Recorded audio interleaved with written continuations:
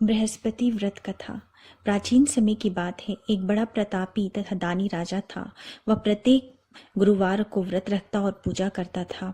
यह उसकी रानी को अच्छा नहीं लगता था। न ही वो व्रत रखती और न ही किसी को एक पैसा दान देती। राजा को भी ऐसा करने से मना करती थी। एक समय की बात है कि राजा शिकार खेलने के लिए वन में चले गए। घर पर रानी और दासी अकेली थी। उस समय गुरु बृहस्पति साधु का रूप धारण कर राजा के दरवाजे पे भिक्षा मांगने आए। साधु ने रानी से भिक्षा मांगी तो वह कहने लगी, हे साधु महाराज, मैं इस दान और पुण्य से तंग आ चुकी हूँ। आप कोई ऐसा उपाय बताइए जिससे ये सारा धन नष्ट हो जाए और मैं आराम से रह सकूं। साधु रूपी बृहस्पति देव ने कहा, हे देवी, तुम बड़ी विचित्र हो। संतान और धन के लिए भी कोई दुखी होता है। अगर तुम्हारे पास धन अधिक है तो उसे शुभ कार्यों में लगाओ जिससे तुम्हारे दोनों लोग सुधरें।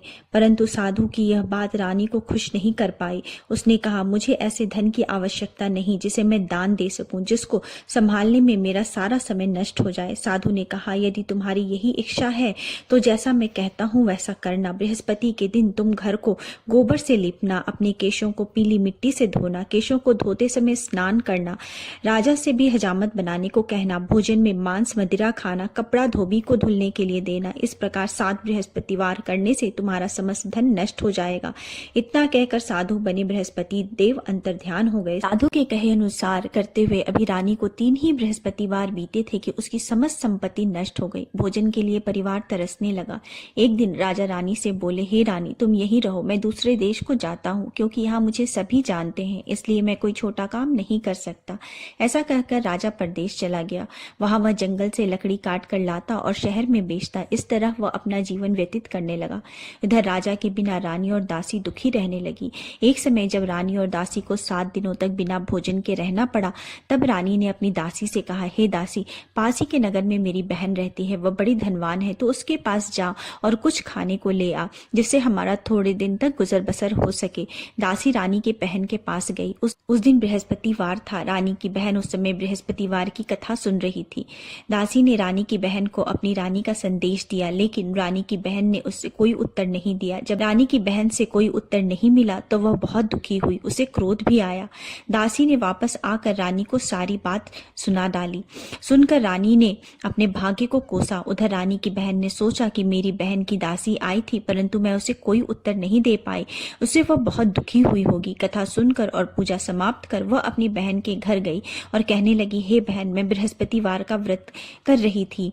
तुम्हारी दासी गई थी, परंतु जब तक कथा सुनते हैं तब तक न उठते हैं और न ही बोलते हैं, इसलिए मैं नहीं बोली। कहो दासी क्यों गई थी? रानी बोली, बहन, हमारे घर अनाज नहीं था। ऐसा कहते कहते रानी की आंखें भर आई। उसने दासी समेत भूखे रहने की बात भी अपनी बहन को विस्तार पूर्वक कह सुनाई। रानी की बहन बोली, बहन देखो, बृहस्पति देव भगवान सबकी मनोकामना पूर्ण करते हैं। देखो, शायद तुम्हारे घर में अनाज रखा हो। यह सुनकर दासी घर के अंदर गई तो वहां उसे एक घड़ा अनाज से भरा हुआ मिला। उसे बड़ी हैरानी हुई। उसने एक एक बर्तन देख लिया था। उसने बाहर आकर रानी को बताया। दासी रानी से कहने लगी, हे रानी, जब आपको भोजन नहीं मिलता तो हम व्रत ही करते हैं, इसलिए क्यों न इनसे व्रत की कथा की विधि पूछ ली जाए, हम भी व्रत किया करेंगे। दासी के कहने पर रानी ने अपनी बहन से बृहस्पतिवार की व्रत की कथा की विधि पूछी और उसकी बहन ने बताया, बृहस्पतिवार के व्रत में चने की दाल और मुनक्का से विष्णु भगवान का केले के जड़ में पूजन करें, एक दीपक जलाएं, पीला भोजन करें तथा कथा सुने। इससे गुरु भगवान प्रसन्न होते हैं, मनोकामना पूर्ण करते हैं। व्रत और पूजन की विधि बताकर रानी की बहन अपने घर को लौट आई। रानी और दासी दोनों ने निश्चय किया कि बृहस्पति देव भगवान का पूजन जरूर करेंगे। 7 रोज बाद जब बृहस्पतिवार आया तो उन्होंने व्रत रख घुड़साल से जाकर चना और गुड़ बिन कर लाई तथा उसकी दाल से केले के जड़ तथा विष्णु भगवान का पूजन किया। अब पीला भोजन कहाँ से आए? दोनों बड़ी दुखी हुई, परंतु उन्होंने व्रत किया था, इसलिए बृहस्पति देव भगवान प्रसन्न थे। एक साधारण व्यक्ति के रूप में वे 2 थाल में सुंदर पीला भोजन लेकर आए और दासी को देकर बोले, हे दासी, यह भोजन तुम्हारे लिए और तुम्हारी रानी के लिए है, इससे तुम दोनों ग्रहण करना। दासी भोजन पाकर बहुत प्रसन्न हुई। उसने रानी को सारी बात बताई। उसके बाद वे दोनों प्रत्येक बृहस्पतिवार को गुरु भगवान का व्रत करने और पूजन करने लगी। बृहस्पति भगवान की कृपा से उनके पास धन आ गया। परंतु रानी फिर पहले की तरह आलस्य करने लगी। तब दासी बोली, देखो रानी, तुम पहले भी इस प्रकार आलस्य करती थी। तुम्हें धन रखने में कष्ट होता था, इस कारण सभी धन नष्ट हो गया। अब गुरु भगवान की कृपा से धन मिला है तो फिर तुम्हें आलस्य हो गया है। बड़ी मुसीबतों के बाद हमने यह धन पाया है, इसलिए हमें दान पुण्य करना चाहिए। अब तुम भूखे मनुष्यों को भोजन कराओ, प्याऊ लगवाओ, ब्राह्मणों को दान दो, कुआं, तालाब, बावड़ी आदि का निर्माण कराओ, मंदिर, पाठशाला आदि बनवाओ, कुंवारी कन्याओं का विवाह कराओ, अर्थात धन को शुभ कार्यों में खर्च करो, जिससे तुम्हारे कुल का यश बढ़े तथा स्वर्ग प्राप्त हो और पितर प्रसन्न हो। दासी की बात सुनकर रानी शुभ कार्य करने लगी, उसका यश फैलने लगा। एक दिन रानी और दासी आपस में विचार करने लगी कि न जाने राजा किस दशा में होंगे। उनकी कोई खोज खबर भी नहीं मिली। उन्होंने श्रद्धा पूर्वक गुरु बृहस्पति भगवान की प्रार्थना की कि राजा जहाँ कहीं भी हो शीघ्र वापस आ जाएं। उधर राजा परदेश में बहुत दुखी रहने लगा। वह प्रतिदिन जंगल से लकड़ी बिनकर लाता और उसे शहर में बेचकर अपने दुखी जीवन को बड़ी कठिनता से व्यतीत करने लगा। एक दिन दुखी होकर उसने पुरानी बातें याद करने लगा और रोने लगा और उदास हो गया। उस समय राजा के पास बृहस्पति देव साधु का वेश में आकर बोले, हे लकड़हारे, तुम इस सुनसान जंगल में किस चिंता में बैठे हो, मुझे बताओ। यह सुनकर राजा के नेत्रों में जल भर आया। साधु की वंदना कर राजा ने अपनी संपूर्ण कहानी कह सुनाई। महात्मा दयालु होते हैं। वे राजा से बोले, हे राजन, तुम्हारी पत्नी ने बृहस्पति देव के प्रति अपराध किया था, इसी कारण तुम्हारी यह दशा हुई है। अब तुम चिंता मत करो, भगवान तुम्हें पहले से अधिक धन देंगे। देखो, तुम्हारी पत्नी ने बृहस्पतिवार का व्रत प्रारंभ कर दिया है। अब तुम भी बृहस्पतिवार का व्रत करके चने के दाल व गुड़ जल के लोटे में डालकर केले के पेड़ की पूजन करो, फिर कथा सुनो और या कहो, भगवान तुम्हारी सब मनोकामनाओं को पूर्ण कर देंगे। साधु की बात सुनकर राजा बोले, हे प्रभु, लकड़ी बेचकर तो इतना पैसा नहीं बचता जिससे भोजन के उपरांत कुछ बचा सकूं। मैंने रात्रि में अपनी रानी को व्याकुल देखा है। मेरे पास कोई साधन नहीं है जिससे उसका समाचार पा सकूं। फिर मैं कौन सी कहानी कहूं, यह भी मुझको मालूम नहीं। साधु ने कहा, हे राजन, मन में बृहस्पति भगवान के पूजन व्रत का निश्चय करो, वे स्वयं तुम्हारे लिए कोई राह बना देंगे। बृहस्पतिवार के दिन तुम रोजाना की तरह लकड़ियां लेकर शहर जाना। तुम्हें रोज से दुगुना धन मिलेगा, जिससे तुम भली भांति भोजन कर लोगे तथा बृहस्पतिवार की पूजा का सामान भी ला सकोगे। जो तुमने बृहस्पतिवार की कहानी के बारे में पूछा है वह इस प्रकार है। बृहस्पति देव की व्रत कथा। प्राचीन काल में एक बहुत ही निर्धन ब्राह्मण था। उसकी कोई संतान नहीं थी। वह नित्य पूजा पाठ करता था।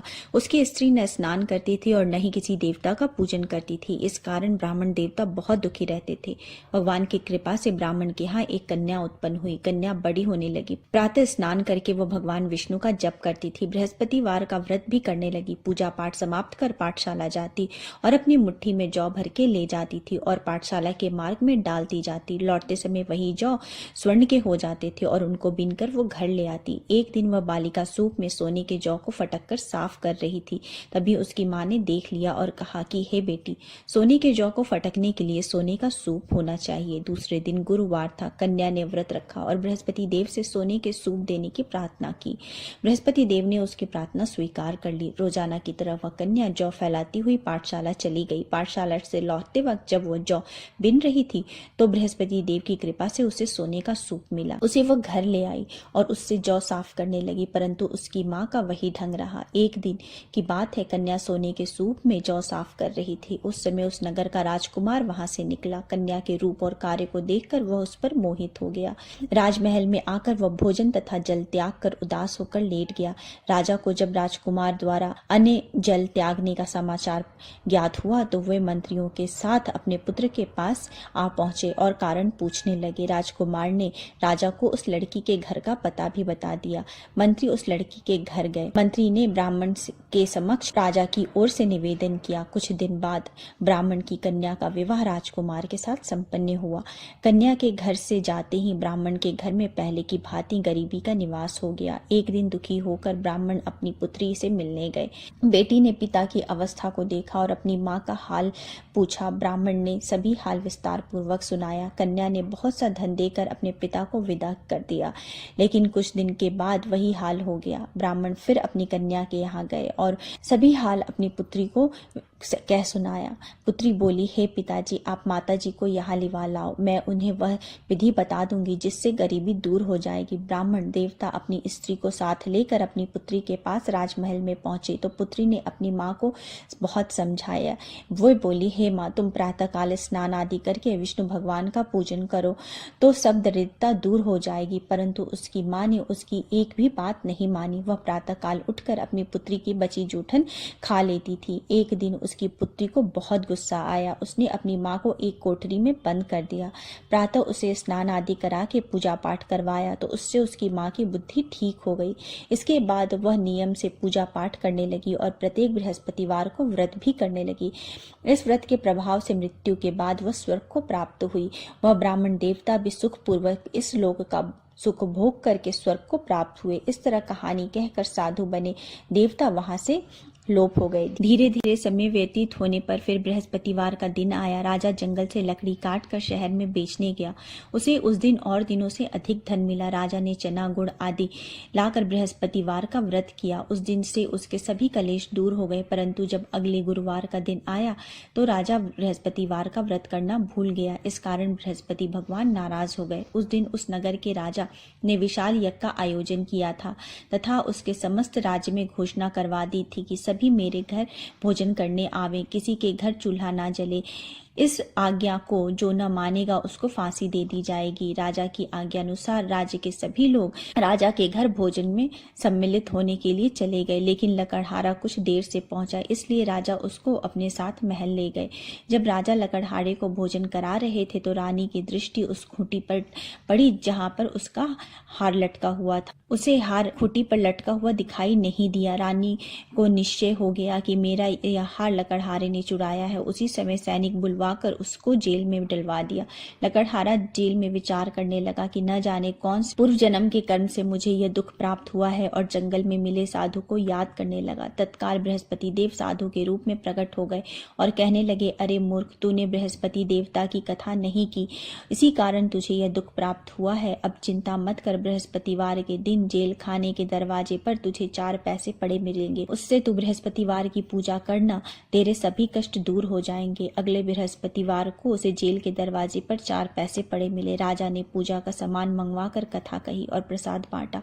उसी रात्रि में बृहस्पति देव ने उस नगर के राजा को स्वप्न में कहा, हे राजा, तूने जिसे जेल में बंद किया है उसे कल छोड़ देना, वह निर्दोष है। राजा प्रातःकाल उठा और खूंटी पर हार टंगा देखकर लकड़हारे को बुलाकर क्षमा मांगी तथा राजा के योग्य सुंदर वस्त्र आभूषण भेंट कर उसे विदा किया।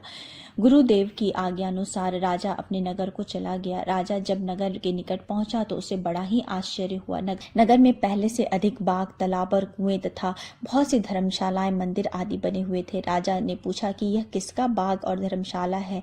तब नगर के सब लोग कहने लगे, यह सब रानी और दासी द्वारा बनवाया गया है। राजा को आश्चर्य हुआ और गुस्सा भी आया कि उसकी अनुपस्थिति में रानी के पास इतना धन कहाँ से आया। जब रानी ने यह खबर सुनी कि राजा आ रहे हैं तो उसने अपनी दासी से कहा, हे दासी, देख राजा हमको कितनी बुरी हालत में छोड़ के गए थे, वो हमारी ऐसी हालत देखकर लौट न जाए, इसलिए तू दरवाजे पर खड़ी हो जा। रानी की आज्ञा अनुसार दासी दरवाजे पर खड़ी हो गई और जब राजा आए तो उन्हें अपने साथ महल में लिवा लाई। तब राजा ने क्रोध करके अपनी तलवार निकाली और पूछने लगा, बताओ यह धन तुम्हें कहाँ से प्राप्त हुआ। तब रानी ने सारी कथा कह सुनाई। राजा ने निश्चय किया कि मैं रोजाना दिन में 3 बार कहानी कहा करूंगा और व्रत किया करूंगा। अब हर समय राजा के दुपट्टे में चने की दाल बंधी रहती थी और दिन में 3 बार कथा किया करते थे। एक रोज राजा ने विचार किया कि चलो अपनी बहन के यहाँ हो आओ। इस तरह का निश्चय कर राजा घोड़े पर सवार हो अपनी बहन के यहाँ चल दिए। मार्ग में उन्होंने देखा कि कुछ आदमी एक मुर्दे को लिए जा रहे हैं। उन्हें रोककर राजा कहने लगा, अरे भाइयों, मेरी बृहस्पतिवार की कथा सुन लो। वे बोले, लो, हमारा तो एक आदमी मर गया है, इसको अपनी कथा की पड़ी है। परंतु कुछ आदमी बोले, अच्छा कहो, हम तुम्हारी कथा भी सुनेंगे। राजा ने दाल निकाली और कथा कहनी शुरू कर दी। जब कथा आधी हुई थी तो मुर्दा हिलने लगा और जब कथा समाप्त हुई तो राम राम करके मुर्दा उठकर खड़ा हो गया। राजा आगे बढ़ा। उसे चलते चलते शाम हो गई। आगे मार्ग में उसे एक किसान खेत में हल चलाता मिला। राजा ने उससे कथा सुनने का आग्रह किया, लेकिन लेकिन वो नहीं माना। राजा आगे चल दिया। राजा के हटते ही बैल पछाड़ खाकर गिर गए तथा किसान के पेट में बहुत जोर से दर्द होने लगा। उसी समय किसान की माँ रोटी लेकर आई। उसने यह सब देखा तो अपने पुत्र से सब हाल पूछा। बेटे ने सभी हाल कह बताया। बुढ़िया दौड़े दौड़े उस घुड़सवार के पास पहुंची और उससे बोली, मैं तेरी कथा सुनूंगी, तू अपनी कथा मेरे खेत में चलकर कहना। राजा ने लौटकर बुढ़िया के खेत में जाकर कथा कही, जिससे सुनते ही बैल खड़े हो गए तथा किसान के पेट का दर्द भी बंद हो गया। राजा अपनी बहन के घर पहुंचा। बहन ने भाई की खूब मेहमानदारी की। दूसरे रोज प्रातःकाल राजा जागा तो वह देखने लगा कि सब लोग भोजन कर रहे हैं। राजा ने अपनी बहन से जब पूछा, कोई ऐसा मनुष्य है जिसे भोजन नहीं किया हो तो मेरे बृहस्पति भगवान की कथा सुन ले। बहन बोली, हे भैया, यह देश ऐसा ही है, यहाँ सब लोग पहले भोजन करते हैं, बाद में कोई अन्य काम करते हैं। फिर वह एक कुम्हार के घर गई जिसका लड़का बीमार था। उससे मालूम हुआ कि उसके यहाँ 3 दिन से किसी ने भी भोजन नहीं किया है। रानी ने अपने भाई की कथा सुनने के लिए कुम्हार को कहा। वह तैयार हो गया। राजा ने जाकर बृहस्पतिवार की कथा कही, जिससे सुनकर उसका लड़का ठीक हो गया। अब तो राजा की प्रशंसा होने लगी। एक दिन राजा ने अपनी बहन से कहा, हे बहन, मैं अब अपने घर को जाऊंगा, तुम भी तैयार हो जाओ। राजा की बहन ने अपनी सास से अपने भाई के घर जाने की आज्ञा मांगी। सास बोली, हाँ चली जा, मगर अपने लड़के को मत ले जाना, क्योंकि तेरा भाई के कोई संतान नहीं है। बहन ने अपने भाई से कहा, हे भैया, मैं तो चलूंगी, परंतु बालक नहीं जाएगा। अपने बहन को भी छोड़कर दुखी मन से राजा अपने नगर को वापस लौट आया। राजा ने अपनी रानी से सारी कथा कह सुनाई। बिना भोजन किए वह शैया पर लेट गया। रानी बोली, हे प्रभु, बृहस्पति देव ने हमें सब कुछ दिया है, वे हमें संतान भी अवश्य देंगे। उसी रात बृहस्पति देव ने राजा को स्वप्न में कहा, हे राजा, उठ, सभी सोच त्याग दे, तेरी रानी गर्भवती है। राजा ने यह जानकर बड़ी खुशी हुई। 9वें महीने रानी के गर्भ से एक सुंदर पुत्र पैदा हुआ। तब राजा ने बोला, हे रानी, स्त्री बिना भोजन के रह सकती है, परंतु बिना कहे नहीं रह सकती। जब मेरी बहन आए तो तुम उससे कुछ मत कहना। रानी ने हाँ कर दी। जब राजा की बहन ने यह शुभ समाचार सुना तो वह बहुत खुश हुई और विदाई देने के लिए भाई के यहाँ आई। रानी ने तब उसे आने का उलाहना दिया। जब भाई आपके साथ ला रहे थे तब टाल गई, उनके साथ न आई और आज अपने आप ही भागी भागी बिना बुलाए आ गई। तो राजा की बहन बोली, भाई, मैं इस प्रकार न कहती तो तुम्हारे घर औलाद कैसे होती। बृहस्पति देव सभी कामनाओं को पूर्ण करते हैं। जो सद्भावना पूर्वक बृहस्पतिवार का व्रत करता है एवं कथा पढ़ता है तथा सुनता है और दूसरों को सुनाता है, बृहस्पति देव उसकी सभी मनोकामनाओं को पूर्ण करते हैं, उसकी सदैव रक्षा करते हैं। जो संसार में सद्भावना से गुरुदेव का पूजन करते हैं एवं व्रत सच्चे हृदय से करते हैं, उनकी सभी मनोकामनाएं वैसे ही पूर्ण होती है। जैसे सच्ची भावना से रानी और राजा ने बृहस्पतिवार की कथा का गुणगान किया तो उनकी सभी मनोकामनाएं बृहस्पति देव ने पूर्ण की।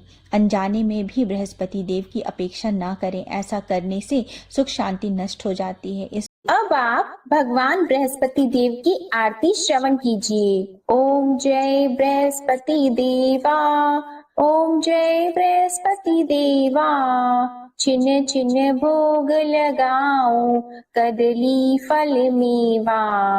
ओम जय बृहस्पति देवा, तुम पूर्ण परमात्मा, तुम अंतर्यामी, जगत पिता जगदीश्वर, तुम सबके स्वामी। ओम जय बृहस्पति देवा, चरणामृत निज निर्मल, सब पातक हरता, सकल मनोरथ दायक, कृपा करो भरता। ओम जय बृहस्पति देवा, तन मन धन अर्पण कर, जो जन शरण पड़े, प्रभु प्रकट तब होकर, आकर द्वार खड़े। ओम जय बृहस्पति देवा, दीन दयाल दयानिधि, भक्तन हितकारी, पाप दोष सब हरता, भव बंधन हारी। ओम जय बृहस्पति देवा, सकल मनोरथ दायक, सब संशय तारो, विषय विकार मिटाओ, संतन सुखकारी। ओम जय बृहस्पति देवा, जो कोई आरती तेरी प्रेम सहित गावे, ज्येष्ठानंद बंद सो निश्चय ही पावे। ओम जय बृहस्पति देवा, ओम जय बृहस्पति देवा। प्रेम से बोलिए भगवान बृहस्पति देव की जय। बोलिए भगवान श्री लक्ष्मी नारायण जी की जय। आपको आज की कथा पसंद आए, आरती पसंद आए तो वीडियो को लाइक कीजिएगा, शेयर कीजिएगा, कमेंट में भगवान बृहस्पति देव जी की जय लिखिएगा और चैनल को भी सब्सक्राइब कीजिएगा।